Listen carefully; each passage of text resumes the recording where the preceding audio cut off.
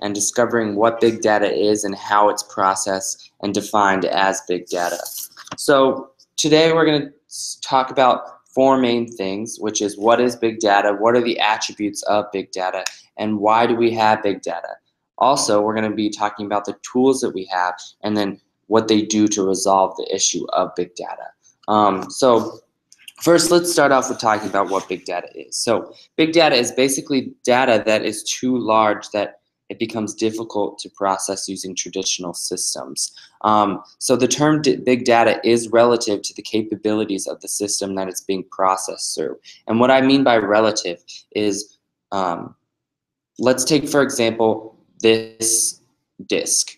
This disk is too large for that machine to take in. So what you would have to do is you would break up that disk in order to process it. But we create systems, which we'll talk about later, that do that. So to imagine what big data is, you have to think about a large disk going into a computer, but it doesn't fit because that computer is not equipped to process it.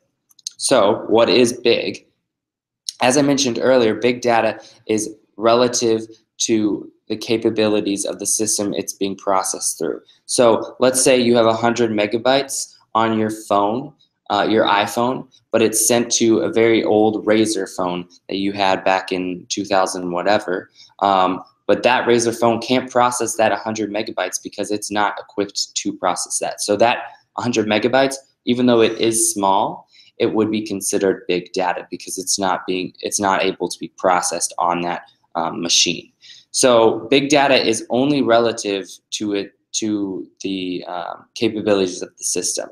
There's no cutoff for what big data is. It's just whatever is too big for the system to process. So what are the attributes of big data? What defines big data? There's 3 V's, which is velocity, volume, and variety. So all 3 of these are very important when defining big data because velocity is the data that comes in at a very high speed. So anything that comes in very fast, so fast that the processors can't process them quick enough. And then also anything that comes in that's so big. Going back to the example I just gave about the large disk trying to go into the machine.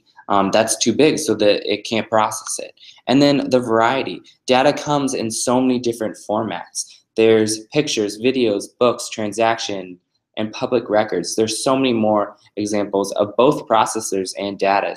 But most are location aware, which makes data even bigger and more precise. But sometimes it can be good when organizing the data.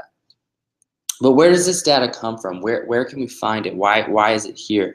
But there's 4 main sources. There's many other sources of big data, but these 4 main sources I feel are important. Users, applications, systems, sensors. They all contribute to making up big data. So users are people like us, Facebook, Twitter, and Instagram. You're constantly uploading photos, constantly surfing the web, and there's new users every day on Facebook, Twitter, and Instagram. So it's multiplying constantly and causing more and more big data every day. And then we also have applications, so like a word processor, a management system, and a flight simulator. These are all big data applications. So for example, let's say you download a 100-page Word document from a website. But when you open it up on your computer, it may take a second or 2 to load, but that's just because there's so much data on that document.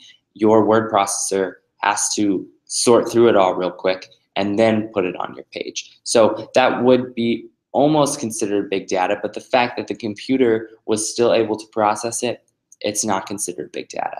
But let's say an error message pops up and says unable to load your content. That then would be considered big data.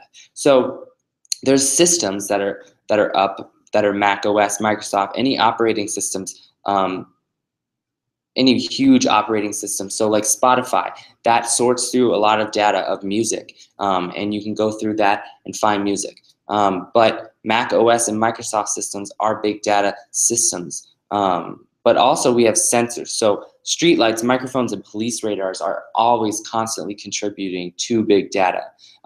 So every day streetlights are creating more information, microphones are taking in more information, and police radars are taking in more information every day. So these contribute to big data as well.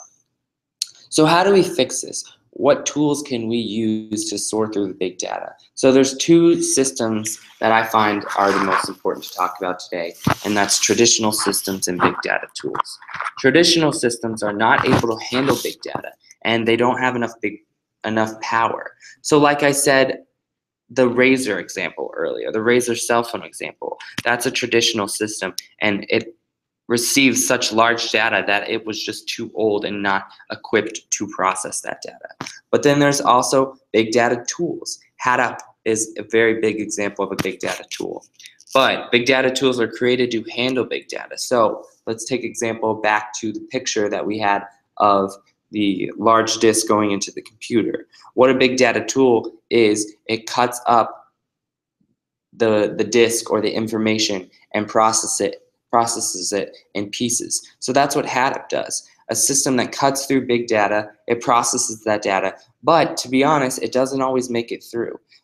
Because it's slicing and making it into a billion pieces, sometimes the data just can't be processed if it's so large.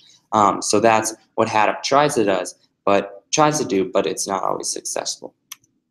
So in conclusion, what have we found out today about big data? We definitely know that it's constantly growing, and there's no foolproof way of fixing it. Lots of companies have accepted this and have adopted a lot of tools to try and process it, but sometimes it's always not enough. And then one main point we've taken away from today is that big data isn't always big. It could be 100 megabytes. It's relative to the system. So that's my conclusion today on the big data series. So thank you so much and have a great day.